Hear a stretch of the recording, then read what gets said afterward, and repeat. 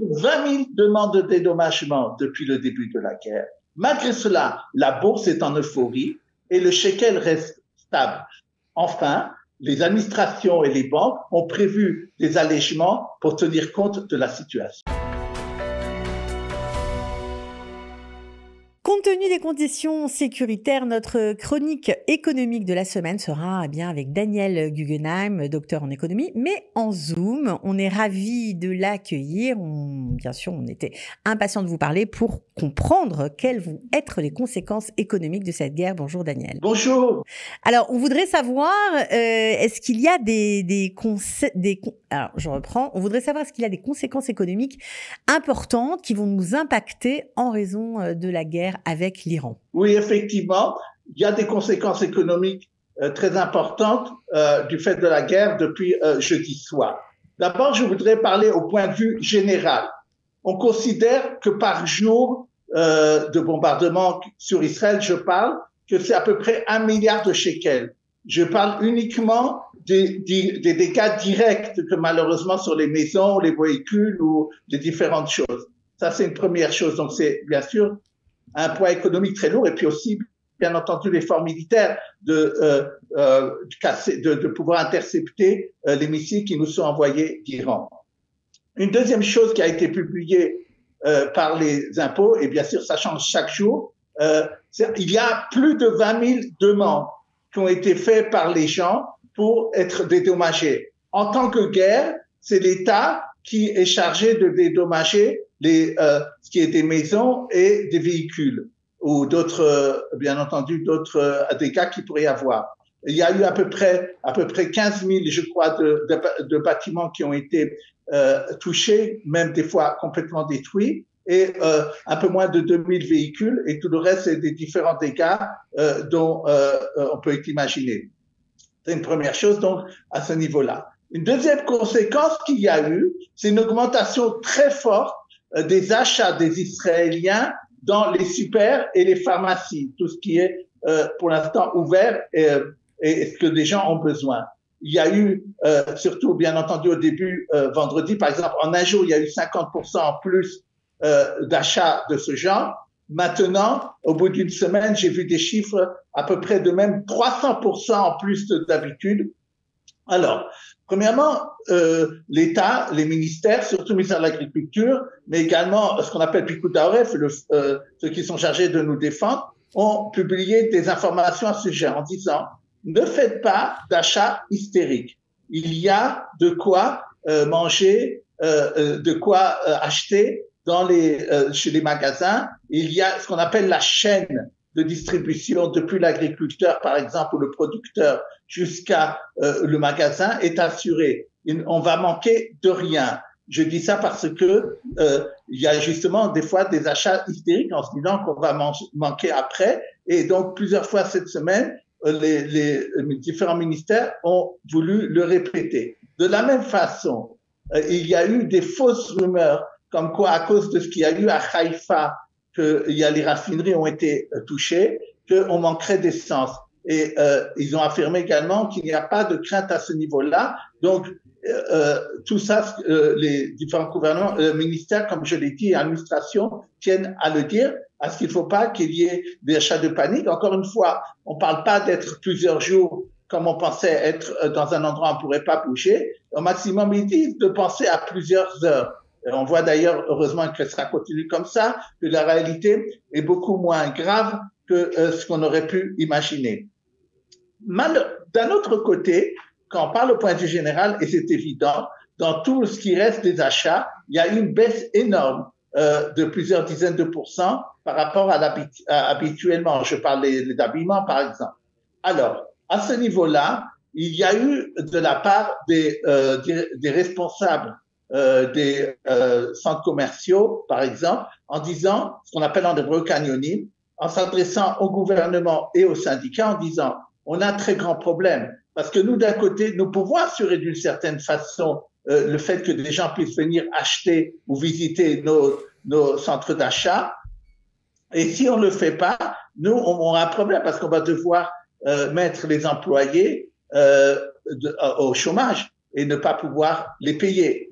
Et donc, il y a cette semaine, il doit y avoir cette semaine, il y a sans arrêt aussi au téléphone, mais il y a pas vraiment des réunions, ou mercredi ou jeudi, où il sera dit, est-ce qu'on peut élargir de ce qu'on appelle ce qui est obligatoire, ce qui doit être resté ouvert. Et ils sont en train de réfléchir pour justement pouvoir permettre un développement économique et qu'on n'ait pas après des problèmes de chômage ou de choses comme ça. Et ils sont en train de réfléchir à ce sujet. Enfin, une dernière chose à ce sujet, c'est que le ministère du Travail a sorti cette semaine une permission qu'on peut employer quelqu'un jusqu'à 14 heures par jour. Il fallait un accord spécial puisque, bien entendu, quelqu'un normalement ne doit pas travailler plus d'un certain nombre d'heures par jour. Et ça a été donné justement puisqu'il y a des secteurs qui marchent et qui ont besoin énormément de travail d'employés. Alors ça, c'était, on va dire, Daniel, les conséquences un peu macro de cette guerre, mais bien sûr, beaucoup d'Israéliens s'interrogent sur la bourse. On en est où? Chaque jour, presque, la bourse israélienne va de record en record. Et ça, depuis dimanche. Il y a une décision de la Banque d'Israël que la bourse devrait être ouverte et marcher normalement, que les banques doivent assurer le fait qu'il y a une bourse, et d'ailleurs, la plupart des services sont assurés aux personnes, que ce soit physiquement ou bien par les différentes choses digitales. Et il y a effectivement, donc, vraiment, c'est quelque chose d'incroyable, très fortement des records, mais c'est vraiment, par jour, c'est du 1 ou 2% en plus, qui est énorme, malgré ce qui se passe. Et d'une façon également, le shekel est très stable, puisque le dollar est autour de 3,50 et l'euro qui avait monté jusqu'à 4,15 est redescendu jusqu'à à peu près 4 shekels. Alors, pourquoi cela? Parce qu'en fait, il faut comprendre que les marchés financiers, que ça soit la bourse ou le marché des devises, anticipent ce qui va se passer. Et ce que le marché voit, c'est que d'abord, bien entendu, c'est moins grave du point de vue des dégâts économiques et humains de ce qu'on aurait pensé, mais surtout ce qu'il voit, c'est la fin de la menace iranienne et peut-être pour Israël la possibilité d'accords économiques très importants avec les pays autour. Et ça, effectivement, c'est quelque chose d'extraordinaire que Israël attend depuis des années, ce qu'on appelle les accords d'Abraham, un élargissement des accords d'Abraham. Ça a été également souligné par Netanyahu cette semaine. Donc, c'est ça que les investisseurs locaux et étrangers voient et font monter, comme je l'ai dit, la bourse et le marché des devises. Donc, ils se focalisent sur l'avenir plutôt que sur ce qui est en train de se passer. C'est plutôt extra pour nous. C'est vraiment une très bonne nouvelle, Daniel Guggenheim. Alors maintenant, évidemment, on va s'intéresser à nos vies personnelles, à la vie des Israéliens. Est-ce qu'il va y avoir des allègements, des conséquences parce que bien sûr, les gens sont chez eux, en général, ne travaillent pas ou très peu. Et pendant ce temps-là, les charges continuent d'exister pour les commerçants, pour les indépendants, pour les particuliers. Est-ce qu'il y a des mesures, Daniel, qui ont été prises par nos administrations? D'abord, je voudrais souligner, puisque nous sommes à Kalita, que pour ceux qui n'ont pas encore entendu cela, Kalita a ouvert une ligne d'urgence si quelqu'un a besoin d'appeler. Ils ont publié ça dans les différents médias. Et d'ailleurs, même moi, j'ai reçu des appels semaines économiques pour les choses dont je m'occupe, et j'ai pu d'ailleurs résoudre les problèmes qu'on m'a donnés. Ça veut dire que, point de vue des demandes qu'on a, il ne faut pas hésiter, si quelqu'un a une demande, de s'adresser à Kalita dans les différentes choses où nous aidons, et en particulier au niveau de ce que je m'occupe, de l'économie et de la finance. Pour l'instant, il faut dire, concernant votre question, d'abord, de ce que va faire le gouvernement pour dédommager les salariés ou dédommager les indépendants ou les entrepreneurs, on n'en sait rien. Il y a une phrase de Netanyahu qui a dit qu'il a demandé au ministère de Finances d'ouvrir les caisses, mais on ne sait pas ce que ça veut dire. Et pour l'instant, justement, il y a des discussions au niveau des ministères des Finances, comme je l'ai dit, des syndicats et du patronat pour voir comment c'est. Alors, au point de vue d'ailleurs des banques, la Banque d'Israël a publié cette semaine quelque chose de minimum que les banques doivent faire pour alléger le public. C'est-à-dire, on peut faire déjà depuis maintenant, mais en tout cas fin juin, automatiquement pour tous ceux qui le demandent, les banques doivent permettre aux gens qui auraient dû payer des dettes ou des choses comme ça, de permettre d'étaler ça au moins pour 3 mois. Donc, ça, c'est justement pour permettre que les gens n'aient pas des problèmes de trésorerie, puisque malheureusement, c'est ça une très grande cause pour les faillites, que ça soit pour les personnes ou que ça soit pour les indépendants ou les entrepreneurs. Concernant les impôts, alors, ils ont publié un cahier de charges pour alléger justement tous ceux qui ont affaire aux impôts.